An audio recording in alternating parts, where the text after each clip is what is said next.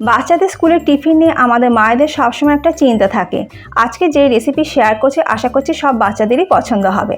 একটা মিক্সিং বলে নিয়ে নিচ্ছি 1 কাপ সুজি, তার মধ্যে দিয়ে দিচ্ছি সামান্য একটু নুন আর দিয়ে দেবো স্বাদ মতন চিনি।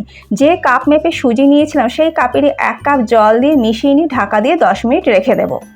10 মিনিট পর সুজি ফুলে যাবে, তার মধ্যে সামান্য একটু দিয়ে দেবো জল, আর জলটা দিয়ে ভালো করে মিশিয়ে নিয়ে দিয়ে দেবো milk powder 2 table spoon. Grinding জারের মধ্যে ঢেলে নিয়ে ব্লেন্ড করে নেব। তারপর মিশ্রণের মধ্যে দিয়ে দেবো মেল্টেড বাটার 2 টেবিল স্পুন, আর দেবো ময়দা 1 টেবিল স্পুন, ছোটো এলাচের গুঁড়ো দেবো 1/4 টিস্পুন, বেকিং পাউডার দিয়ে দেবো 1/2 টিস্পুন, বেকিং সোডা দেবো 1/4 টিস্পুন, সামান্য একটু জল দিয়ে মিশিয়ে নেব। ছোট ছোট বাটিতে বাটার ব্রাশ করে নেব। মিশ্রণগুলো ঢেলে দেবো বাটির মধ্যে। ওপর থেকে ছোট ছোট টুকরো করে কেটে নেওয়া চেরি দিয়ে দিচ্ছি, আপনারা টুটি ফুটিও দিতে পারেন। অপর দিকে প্রিহিট করে নেওয়া কড়াইয়ের মধ্যে বাটিগুলোকে বসিয়ে ঢাকা দিয়ে গ্যাসের ফ্লেমটাকে লোতে করে দিয়ে 20 থেকে 25 মিনিট বেক করে নেব। সময় একটু বেশি বা কম লাগতে পারে।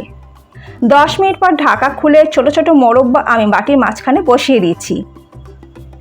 বেক হয়ে যাওয়ার পর ওপর থেকে একটু বাটার ব্রাশ করে দেবো। বাটারটা যদি ব্রাশ করে দেওয়া হয় তাহলে খেতে বেশি ভালো লাগবে। তারপর ঠান্ডা হয়ে গেলে আনমোল্ড করে নেব। রেসিপিটা কেমন লাগলো অবশ্যই জানাবেন। ভালো লাগলে সবার সাথে একটু শেয়ারও করে নেবেন।